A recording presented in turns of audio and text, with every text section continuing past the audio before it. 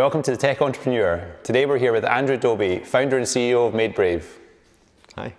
Hello. Thanks for coming in, Andrew. No problem. We've been trying to get you for literally years. It's been a while. Yeah. Edinburgh's very far away from Glasgow. It would seem. It's been hard to... you're a busy man. Hard to pin down to a time. Yeah, I was actually born in Edinburgh and live in Glasgow, so I can kind of... Oh wow. I can survive in both. You can switch the accent up when needed. Yeah. Salt and sauce and salt and vinegar. So you're like Blade.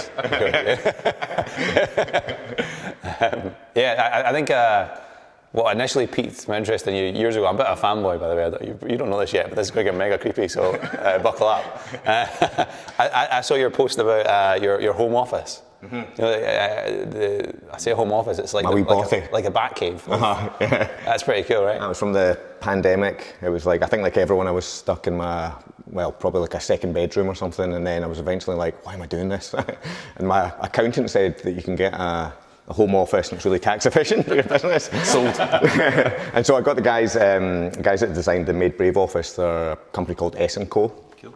A guy, Adam and Ewan, and they were just designing. In the pandemic, they'd stopped designing offices because no one had offices, and they'd sort of pivoted into these beautiful little cabins. They're called core cabins. I wish I was on commission for them because the amount of times I tell people about them. But no, these core cabins. So they built me one of these little things, and they kind of craned it into my garden. I put it on LinkedIn, and I think it got 2.6 million views, which is why you probably saw it. I think I struck a nerve because I think everyone was in their bedroom and they all wanted a new space to work in. So.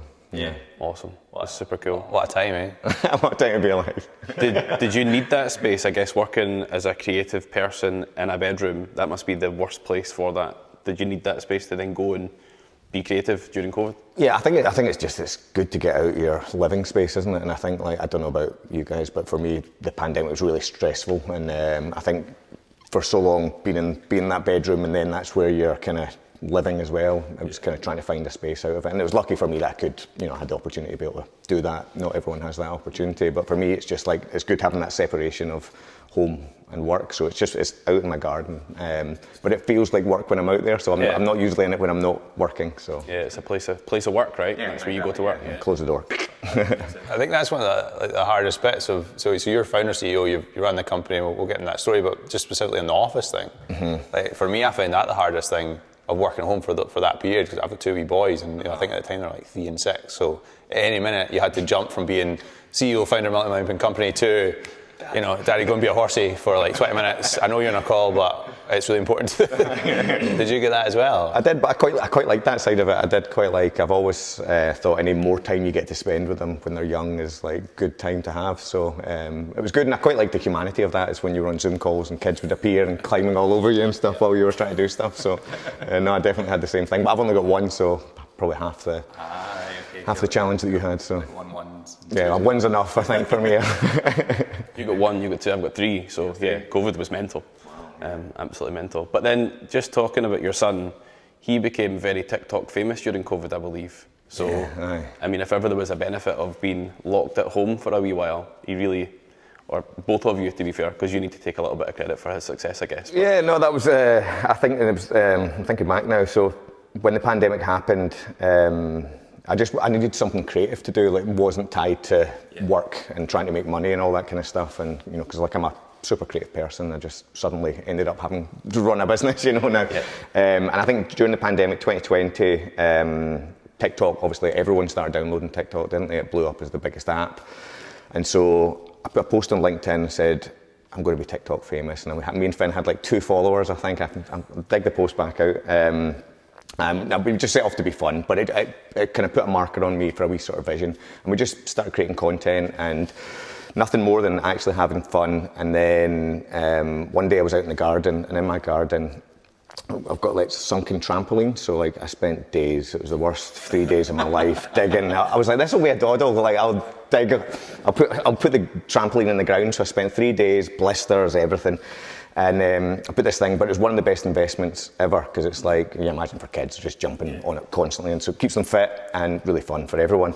But I put that in the garden, and then I built a kind of pull-up bar beside it, like a calisthenics station, right? So dip bars and pull-up bar. And one day Finn came running over and he's like, Dad, come look at this. And I was like, what? So he'd jump off the 2 bars, swing, flip, do a backflip, and then he'd walk off backwards. And I was like, wait a minute, let me film that. And I filmed it, and I went, oh my God, see if I reverse this. I said, Finn, this is instant viral video, because it was just, it's so weird in your brain. So we put it on TikTok, and it got 14 million views on that first hit. And I was like, holy crap. And it was really exciting, you know, it was like, and there was all these comments, and I said, right, Finn, we've got a really narrow amount of time here. Let's go in and reply to every comment. And a good tip is if you ever get something going viral, go in and reply with a question, because that then brings another answer, right? And I always say the clues to your next viral video are usually in the video that's gone viral. And so in the comments, people were saying, they were either arguing, it's in reverse or it's not in reverse. They were saying he's like a tiny Spider-Man. Or they were saying, never let him know your next move, which was a trend at the time, all about doing random stuff. And so I went, right, Finn, Amazon, buy Spider-Man outfit, put that on, titled the video, never let them know your next move, and then did the exact same thing. Put it out, and on Instagram, it got 72 million views. Wow. And that was the start of it all, because then you imagine how many eyeballs come on your page, and the numbers just started to go up, and yeah, it kind of went from there, so. Wow. And a certain A-list celebrity, I believe, appeared or reposted. Yeah, it started attracting all sorts of attention, and I mean, we were just literally having fun. So we just started going, right, what do people like? Because we didn't really have a theme or anything at the beginning. It was just like stuff that was making us happy. But eventually we started to kind of go, right, what is it people like? And they seemed to like the father-son relationship. I was like, well, this is a win, because it means I get to spend time with my son. I get to build a bank of memories. I get to teach him about creativity and also about business and all that stuff. And when you get a certain amount of numbers, obviously brands start getting interested because they want that attention for their brand. So they started reaching out to us, and so we started taking calls. And every time I would do a call, I would bring Finn on the call. So Finn's 13 now, but I think this started however many years ago. I blacked out since the pandemic, so I don't actually know how many years ago that was.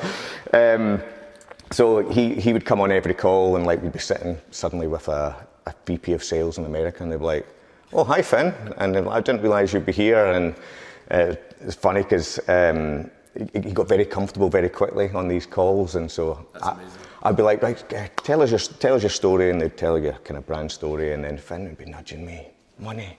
I'm like, Jesus Christ, pause. I'm like, chill out, you know, you got to ask them their problem, figure out a solution, and then sort of unpause. The guy's like, so Finn, I understand you're interested in our budget. He's like, why don't you come up with a solution first? And so all that kind of stuff started happening. Then we got sponsored by a camera company.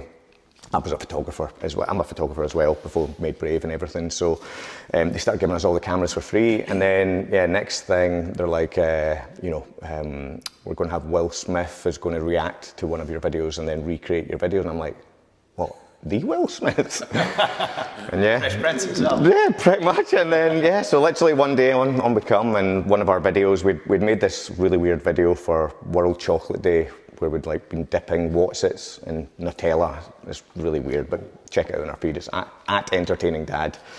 And then, Will Smith comes on, watches our video, reacts to it, and then recreates the technique that we made up. So that's awesome. It was just, so you can imagine as a 13-year-old, you're like swaggering about at school. Imagine that next day at school must have been the best ever. Oh, what a buzz, I think I was more excited, to be honest, but... Was Finn just trying to extract the most V-Bucks as part of the... Exactly, Don't pay me Bitcoin, give me V-Bucks. That's it, always, So if I get that money from that brand, how many V-Bucks can I get? Or Roblox, or, it's like... Robux.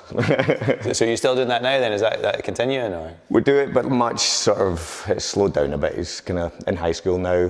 He still likes doing it. I think we're about to go on holiday in the next few weeks, so I think we'll probably do some again when we're away, but I think it's slowly, the attention's moving to different places now at 13 years old. So, but it's good, like I feel like we've got loads out of it. He learned loads. He's learned stuff about creativity he didn't even know, and he's learned stuff about business that he wouldn't have never. So even if it's just that, it's enough. If you know what I mean. So. Great experience. That's awesome. Cool.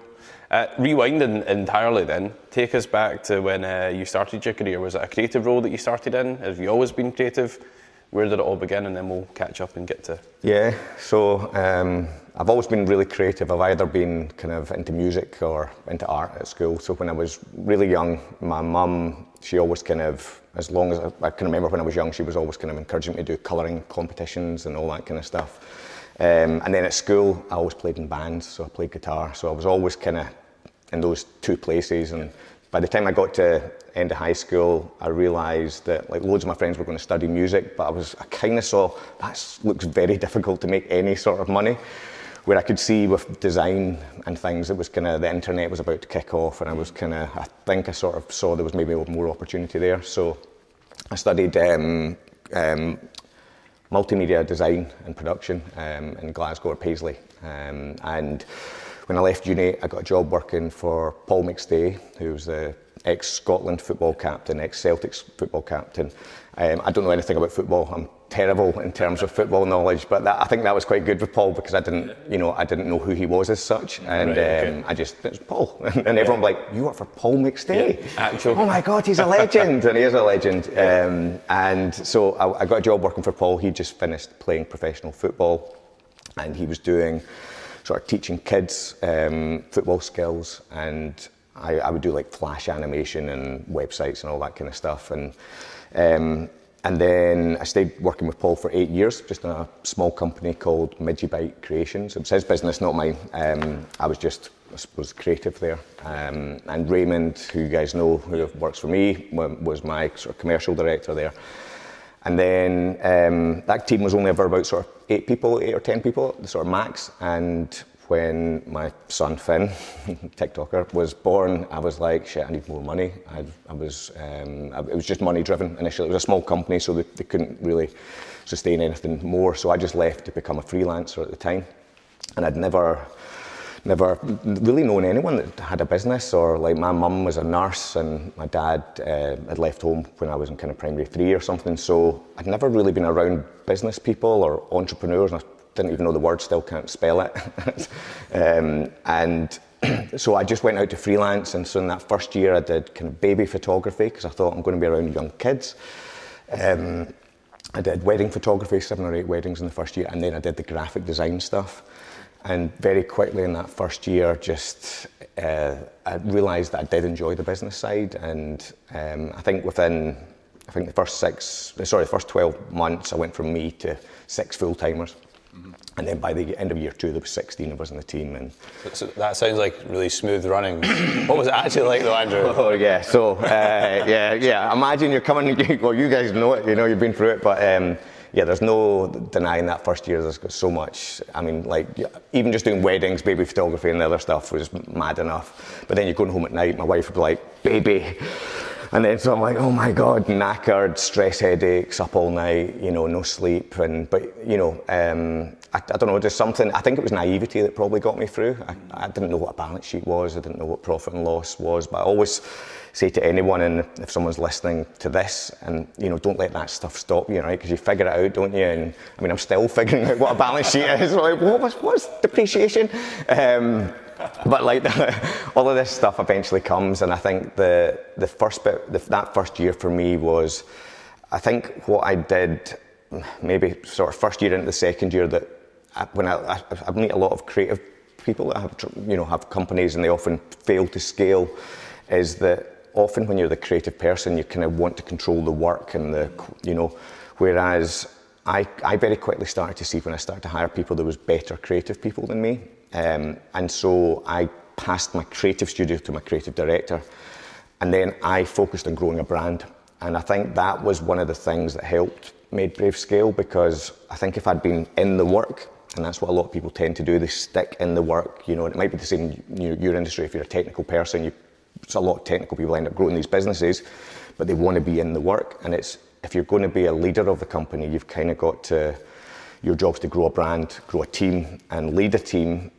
And you need to kind of create those barriers, and it's not always easy, right? Because I was a sole founder as well, and that kind of brain doesn't do all of these things at once. And so again in our second year as well, so I had a creative director, he got the studios, and then I also hired someone else, another Stephen, they're both Stevens actually, and he became my ops director, and he was like everything my brain was not. So if I'm creative and ideas and chaos, he's kind of organisation, finance, and like project management. And I think you've kind of got to find those, you know, if you've got a superpower, what the kryptonite, and sort of match those up. Yeah, really complements, right? Exactly. Yeah. And whereas in terms of people, so that was 6 then. Yeah. How is MadeBrave now? So we've been on a up and down and up and down. So we're just over 30 at the moment. We've been up at 70 at some points, and I've learned all sorts of lessons. And I think the sort of biggest lesson is, I think when you're younger and you often equate, and it's maybe an ego thing as well, you equate success to scale and people. So true. But I've started to equate it to what's the least amount of people you could create success, and the best quality of work, and the most amount of commercial return for the effort that you put in. So it's hard. Like I talk about businesses, they're organic, they breathe in and out, and markets shift and change, and you know, we're really in a moment of time just now where the world is changing, and I think the people that I've seen that tend to sort of last or succeed, and that word's different for everyone, right? But I think it's resilience. So you've got to just be able to keep getting up and keep getting out of your bed and keep doing what you do. But that's kind of the journey I've been on. So true. In terms of that first kicking off and making the step into kind of moving away from employment into starting a business, and you've got like a young family and that sort of thing, you mentioned a bit of naivety and that, I guess focus as well, right? Mm-hmm. Like you can't fail, right? You know, the failure is not an option one way or another. Yeah. So that was the beginning. Like over the course of those first few years, challenges come along the way. What were the kind of biggest challenges that came along and built up your resilience to a maximum level? How long have you got? I mean, there's hundreds, isn't there? There's just, I think you can't predict a day, can you, running a business? It's like you think everything is perfect, and then, can I have a word? Oh no. And then there's there's something. There's something more swearing involved. Yeah, exactly. I mean, I remember one time, I think it was in the second year, it was just like everything was going and going and going. It felt like every time I went out to lunch, I was bringing in a new deal or something. When you get confidence, it starts to rub off. And so I'd always keep coming back into the office.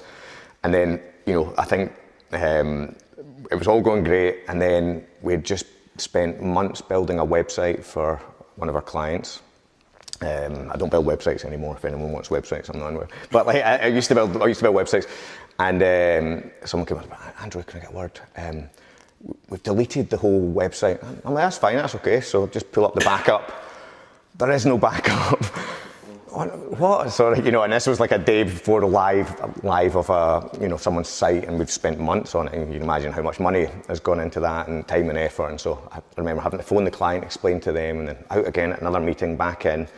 And I came back in, and the roof had burst in the office, and we just invested in all these brand new 27-inch iMacs for everyone. Hadn't taken insurance or hadn't taken any, and there was just water pouring down on top of everything. So we had a website that was gone, with water pouring down, and I just remember all the hairs on my body standing up, and I was like, I need to go to my bed. I need to leave everyone. And I just had to go home in a dark room, close my eyes, and I think I slept for like 20 hours or something, And I think you learn these things are constant in business. So what I've learned and how I've learned to adapt over time. I mean, I'm not like one of these, entrepreneurs. It's like I'm up at 6:30 for my ice bath and do my meditation and thing. I'm just a normal, I'd like to think, normal guy.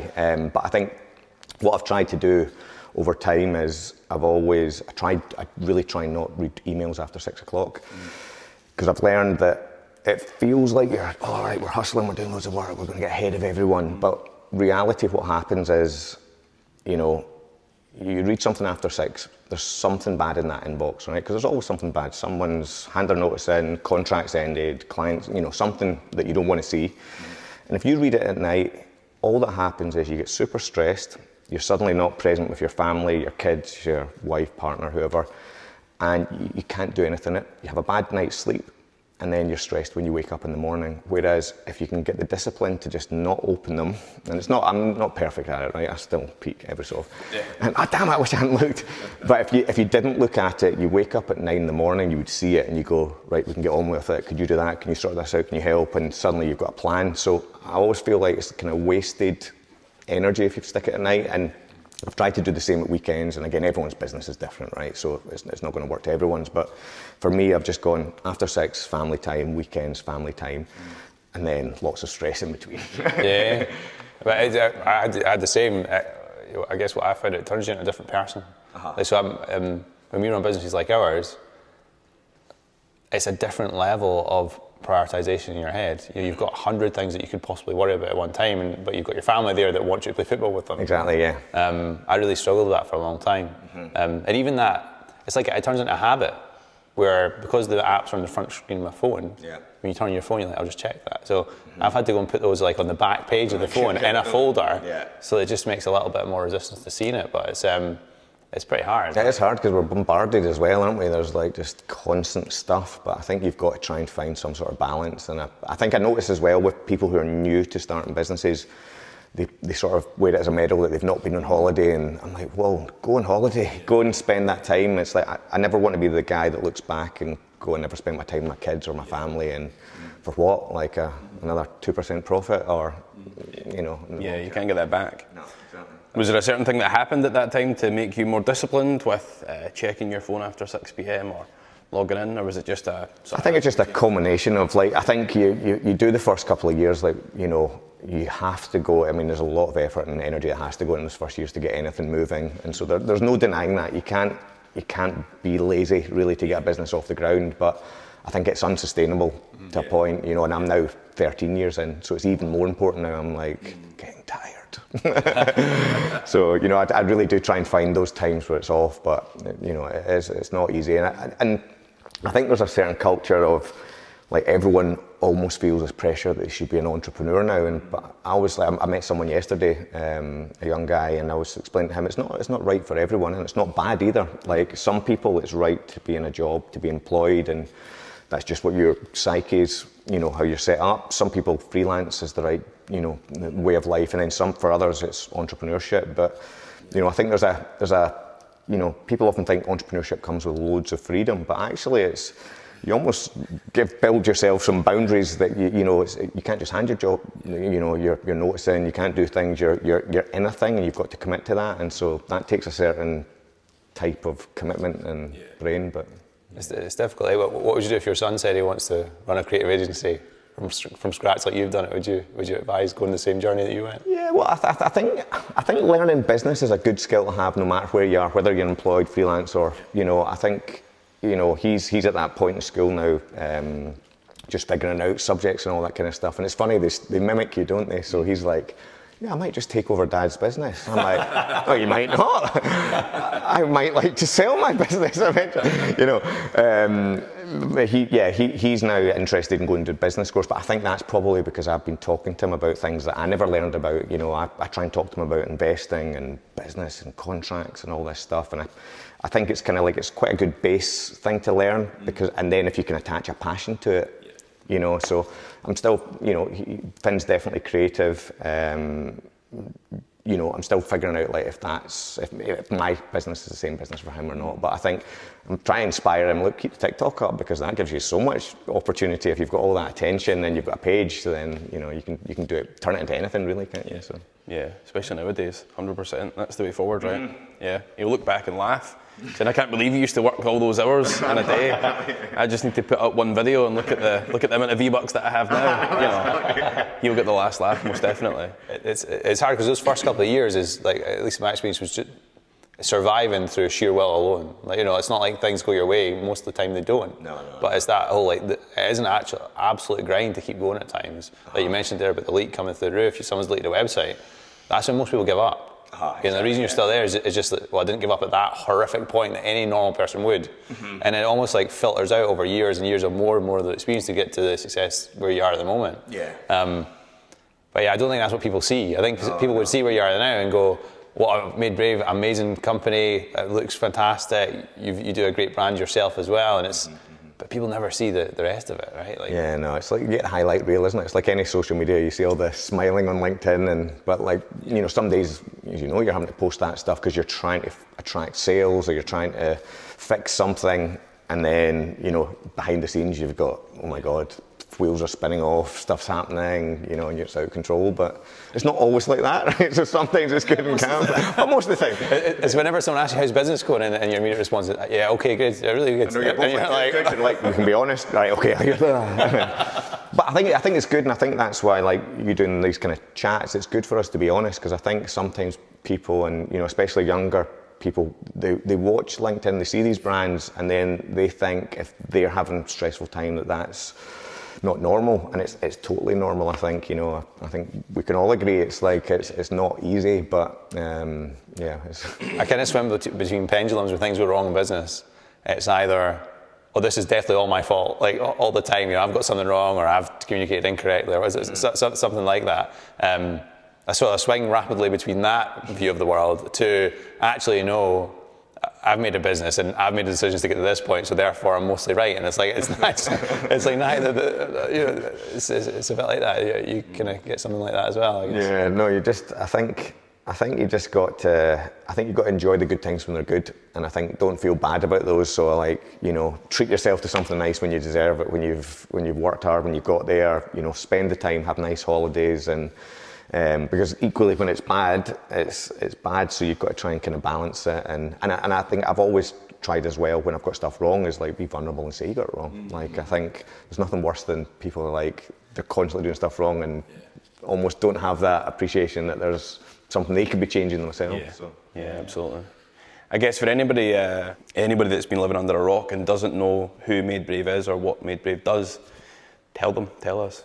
Yeah, so we're a brand and creative agency. So it's kind of hybrid brand and creative agency. So we tend to now work, I suppose we use the power of creativity to solve business problems or opportunities and maximize opportunities for clients. So, you know, type of stuff we're doing at the moment is like we've just rebranded First Bus for the whole of the UK. So if you imagine a job of that scale, that's like, you know, First Bus are obviously the biggest bus operator in the country, and they've over years they've acquired loads and loads of different brands.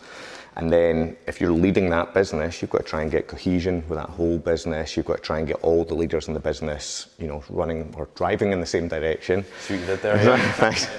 And so we often go in, and a lot of what we do is actually internal before you see anything external. So we're trying to kind of build shared beliefs with teams. We're trying to create foundations of a brand, and you know, branding's often it's actually quite like building religions in a weird sense, as you're kind of trying to create cohesion in a belief and get people moving in a direction, and then you're using creativity to I suppose wrap that up, create an identity, a visual identity, and then kind of spit that out into the world. And if you can get the whole team doing it together, it's much more powerful than just having one marketing director who's trying to do the whole job. So it's kind of like tribe marketing, if you like, is what we do. And yeah, we've got lots of big clients now. I mean, when I started, I literally had to do anything for anyone, but now, you know, now we're lucky. We've sort of matured up the ladder, and that just takes time and effort and energy. And we're now working for brands like Pfizer, who we all know from the pandemic, Medtronic, who are the #1 healthcare device company in the world.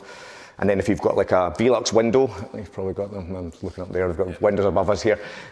We do all of Velux marketing for the whole of Northwest Europe. So kind of, it takes us all over the world now. We make brand films, content, and kind of brand strategy for them all. So. And what makes a good brand to work with versus one that's not something you really enjoy working with? What's the difference?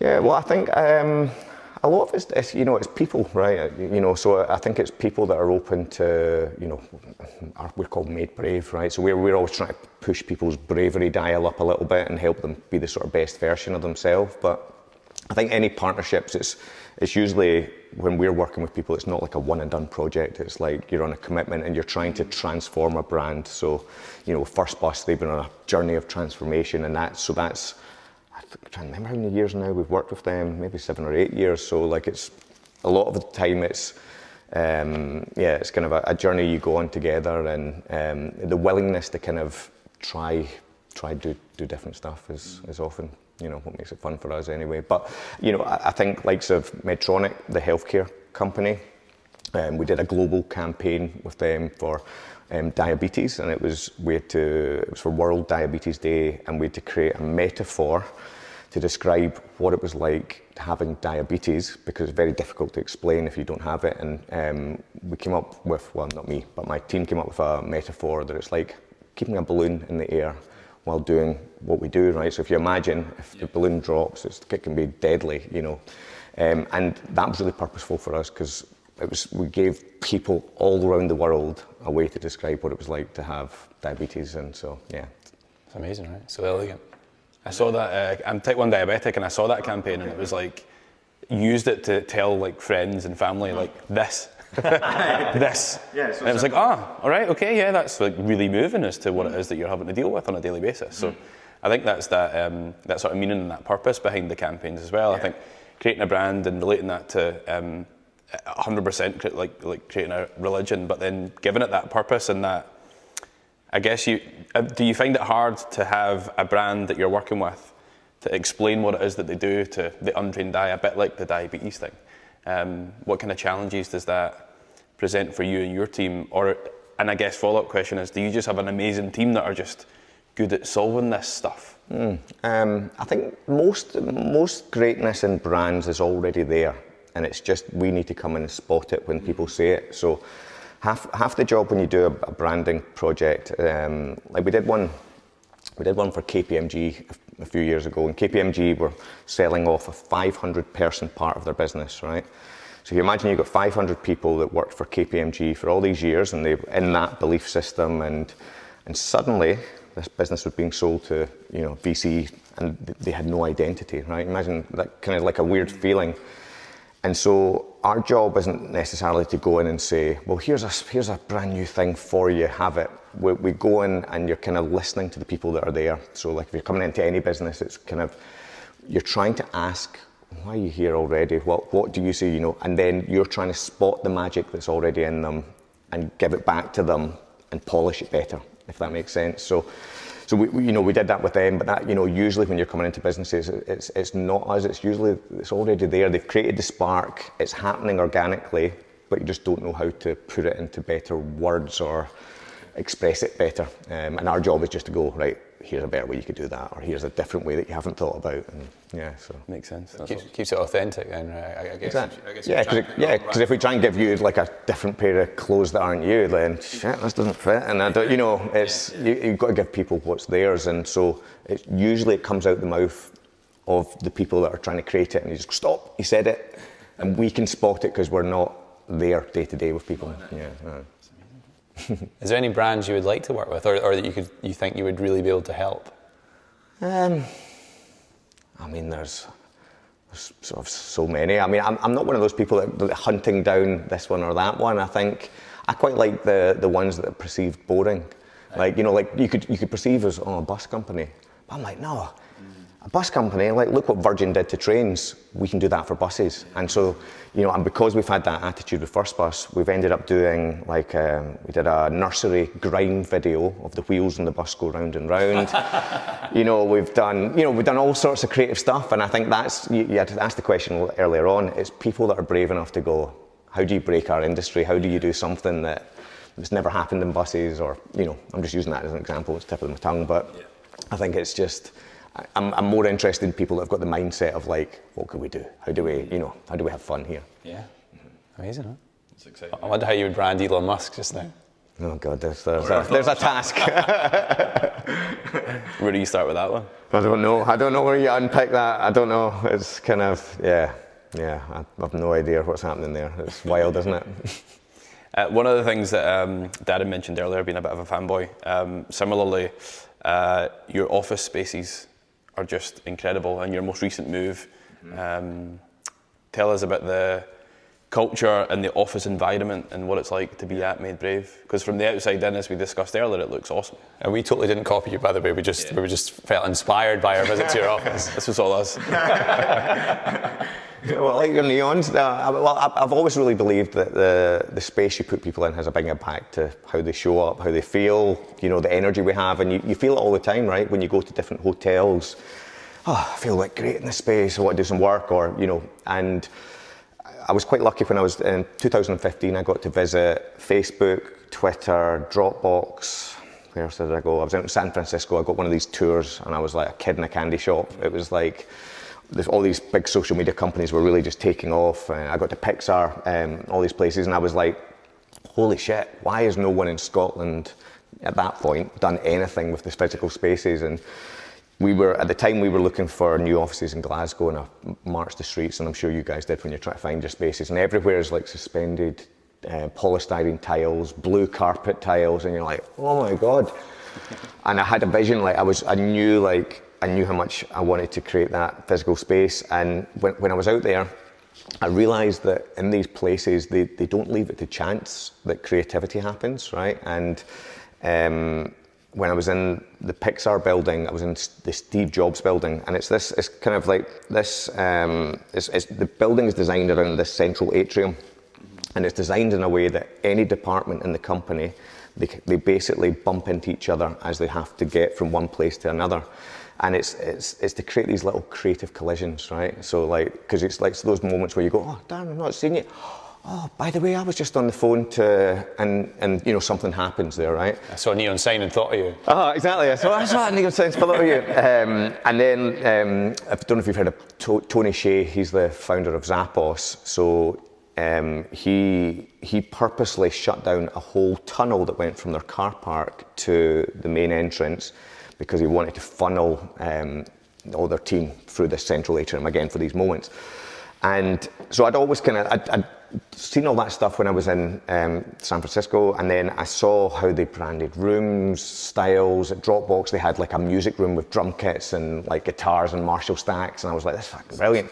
So I took all that and tried to build it into MadeBrave, and then so we made the space in the East End. You guys have been out to in Brook Street, and I invested 300 grand, saved up for a long time, into the most amazing space, the bar, everything, all these neon lights everywhere, and 30 days later, and I signed a contract. I was like, what? A pandemic? So it was, 30 days after or before the pandemic, I signed a 10-year lease, and I was like, oh my God, terrible timing. And obviously everyone went home, and so my space lay empty for ages. And I think 2000, well, it would have been last year, we're at a 5-year break in my 10-year lease, and so I had a difficult decision to make, because I was like, do I stick here? And it was in the East End of Glasgow, which I thought would have redeveloped, the area would have redeveloped, and it hadn't quite, and it was really down to the pandemic, I suppose. Businesses hadn't moved, everyone gone home, so no redevelopment had happened. And I was like, do I stick here? I've got another 5 years in this deal. I've spent 300 grand. What's the wise thing to do? But my team, like everyone's, has started to work hybrid and work at home. And I got invited out to Amsterdam to a company called the Social Hub. And I didn't know anything about the Social Hub, and they invited me out to Amsterdam to become an ambassador for the Social Hub. And they've now got 17 of these around Europe. And if you've not seen them, it's a hotel. So you've got like business travelers, it's student accommodation. They've got people seeking asylum. They've then got event spaces, bars, restaurants, gym, and all of this colliding together, right? And I went out to Amsterdam and I was like, oh my God, they've figured it out. They have figured out what the future of work, because it's changed, right? And it doesn't all happen at work, it doesn't all happen at the office, it's somewhere in the middle. And I was like, I've designed the right space that I had, but what I realised was I had it in the wrong location. I had it out in the East End of Glasgow, and there was no one else colliding with us. Mm-hmm. Yeah. And so I went, right, fuck it, I'm gonna break my lease.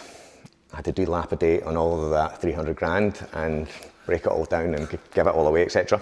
But I was like, I tell you, it's the best thing I've ever done, because it put us right in the middle of, we signed the first lease on the Social Hub in Glasgow, and we're now in amongst all this buzz, all this energy, all these little creative collisions happening. And I think, what I learned from the trip to San Francisco and through all that process is that, I think there's a blend to be had. I think the pandemic, we all went home because we were all scared. It was a scary thing, and human beings, what would happen in times gone by, if there's a big lion outside, you'll go and hide in the caves with your family, and you would keep them, protect them. But we're social creatures, and we come together to collaborate, and we come together for those little creative collisions. So I've since, I'd gone, everyone work from home, do whatever you want, but I've since said to my team, I got it wrong. I do believe it's like hybrid, it's somewhere in the middle, and we should have the flexibility, not just the founding, people who found businesses that have more flexibility. But I think what I've learned through that whole pandemic is that you need community, and businesses need community, and it's why we come together to do events, it's why we come together, and we need to come together as a team, otherwise you don't get the same thing. So that's the journey I've been on, and I'm now delighted I'm in the social hub. And the great thing about that business, it's also a Scottish guy that founded that guy called Charlie, really inspirational. There's 17 of these all around Europe, and so now with that hub we're connected into the community of all 17 of them. So it's like, so when you start to think, right, how do I build my business into something bigger and don't keep yourself in an island, it should start to hopefully self-fulfill. But and is that what's next? What's that? Is that what's next? Like building the business abroad and these other social hubs? Well, I think that the thing for me is now I can say to my clients, because our clients are global, I can say, well, where do you want to do your branding workshops? Do you want to meet us in Florence or Barcelona? And so you've got this advantage of a network. But you're not having to pay for all of the bricks and mortar. So it's like having regional offices, but they're just all shared. Exactly. It's a great idea. It's a great idea. And this is breaking news. Told you before, we're not moving again. It makes sense. So I've seen the social hub in Glasgow. It's an incredible facility, and it makes complete sense in terms of getting those sparks and those creativity moments. It just makes sense, right? Yeah, I mean, you're in there every day, and there's just like different events on. You're like, oh hi, oh hey, and join. Yeah, it's great. Sounds good. So what is next for MadeBrave? What's the plan? What are you trying to hit next? You got a goal, or are you just? Well, you just got to keep going, and see what it takes us. I mean, at some point I'll do something beyond MadeBrave, but when that is trying to find the right time for those moments in life. But what I've learned over the last few years is it's better to focus on one thing rather than to try and do many things. So. I do feel like I've got like a product brand in me. I would like to do something where I take all the learning that I've had from MadeBrave and focus that energy on a thing that can scale. But just now, I'm content doing what I'm doing and see where it takes me. Okay. I've had those distractions as well, because obviously Clear Sky is a software development agency. And I thought, well, I can create my own SaaS product because we make SaaS products for everyone else and they're amazing. So it'll cost at least about £1 million, and I'm now focusing on one thing again. So. Because I think that's the thing. It's like we're like magpies, right? Is like you start going, I can create all this stuff. I'm going to create one for myself, do and then suddenly you're distracted, right? And that's when I've found business has been at its worst, when I've been too distracted. And so I think anyone that I've seen that have had a successful path through business and out of business, they've usually focused, haven't they, on one thing, and then they do their next, and then they do their next. And so it's when you get your advisors telling you that, and then it takes you a year to work out that they were right. Exactly. Yeah. In terms of it can be a lonely place. Have you got anyone that's really helped you along the way in terms of like advisors or that sort of thing? Yeah, well, I've got a board, so the board acts as that for me. So that we've got a kind of board of advisors, and I usually build that around blind spots that I have in my skill set. So so I've got a great bunch of people that help me there, and we sort of meet quarterly on the board. But also I'm part of this group called Entrepreneurs Organisation. So it's called EO, and there's about 15,000 people in EO around the world, but only about 150 in the UK. And so to get in it, you've got to be a founder. You've got to have a minimum £1 million turnover, just so you've all been on a similar journey. And then every month you meet and you share about how's business going, good or bad, how's life going personally, good or bad, and how's family going, good or bad. And confidentially to your group, you all get everything out, and it's like amazing because it's like the Green Mile and like the flies come out, and you've got people from different businesses. So you'll have someone that owns restaurants, someone that's got a tech company, someone whatever in your group. You all share it, and then you go, right, sounds like Darren's having a hard time this month. Let's brainstorm around that problem. But you're not then allowed to give advice. You're only allowed to give experience shares. So you can say, I hear that, I had something similar, here's what I did, and then you decide if you take it or not. Because if I tell you what to do, you're like, bastard told me to do that, and it all went wrong. So, but I found that really good, and it's kind of like it's a monthly cadence thing, and then you get to tap into the same network of all those entrepreneurs around the world. So you've got you've got WhatsApp groups, and you can jump in and you can ask for stuff. So yeah, I think it's good to find something, you know, because it is lonely. Not many people get it, and you need people that can. Yeah, can help clean your mind. Sometimes after those conversations, you come out and the world's a lighter place, you know. Yeah, and they always tend to, like when you're in any of those things, I've found that they always seem to land at the right time. As you go, I'm so stressed, I can't go, I've not got time to get there, and then you go, you talk, and it's like there's something comes out of it, and you're like, and even just the getting out of your mouth is good too. And then you look at back some of the decisions you made that went really well, and you're like, why did I make that decision? Oh, I had that 10-minute chat that probably wouldn't have happened if I didn't have that kind of group around me. So you've got to kind of do that. I think, a lot of people try and do it on their own, right? And I think you got to find support around you. Yeah. Lonely journey. Yeah. Good. Anything else you'd like to cover, or anything you think? Did we miss anything? It's been awesome. No, kind of. Just sitting and listening, and it's an inspiring story. It's an amazing, inspiring story. Keen to see what you do next. Not to wish this part away. I'm intrigued. I'm like, just tell me what your plans are. You know. That's what the board are like with me. What are you doing next? What are your plans? And you're like, well, let's just sit for a minute. Yeah. I'd just like a break. Like 6 months off to do nothing would be lovely, wouldn't it? How would that go, do you think, if you had 6 months off? I think I could do it. I think TikTok would be busy though. I know. I think I would be immediately. I think I'd end up being a YouTuber or something. I'd just end up like pumping all that energy into the air. Or I mean, as soon as I do try and have a break, I'm a constant learner. I'm just now I'm just all over AI, and I'm playing with every AI tool. So like I'm kind of going, I kind of want to jump into that just now, but. Again, it's trying not to get too many distractions. You're not going to do 6 months off. No way, no chance. Another hobby. Would you ever get someone to run the business to free you up a bit more?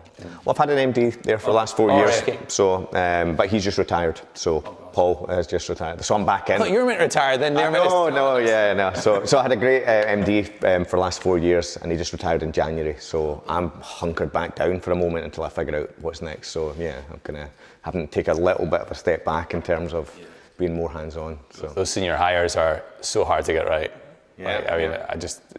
There's so many things to get wrong, and even just like how they gel with you as a person as well. Being a founder, it's a difficult relationship. Yeah, and I think like with any hire, it's hard to get a team working well, and you know anyone that says it's easy is lying to you. But like I think that's why I'm always build a brand, because your brand's first job is to attract and repel people. So if it's done its job right, and you really amplify what you are as a business, hopefully those people don't make it even to the door, because they should not want to engage with the brand if it's not right for them, and they're not going to be right for the culture and everything else.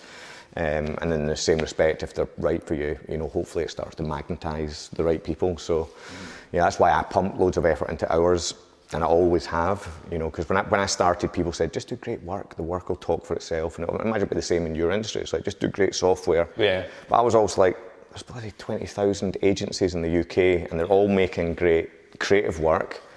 So I'm going to do a Venn diagram. I'm going to do great work, I'm going to have great culture, and I'm going to create a great brand. And if I can do all three, then there's two other reasons beyond that I'm going to hopefully get the right people. And but it's not always perfect, right? It's not. Yeah. I mean, it's good that that's your superpower. I don't have that. I'm good with software and teams of software people. But we're still working on that. You've got a growing business. It's going well, and it's working, and you're attracting great people. It's like so far so good. You say it like that, it sounds all right, but it's not what inside your head says. You've got to enjoy these moments as well. Right? Yeah, no, definitely. Yeah, absolutely. Yeah, having the right team around you makes a world of difference. Yeah. Mm-hmm. Excellent. Thanks for having me. Pleasure. Thanks for finally coming along. Cheers.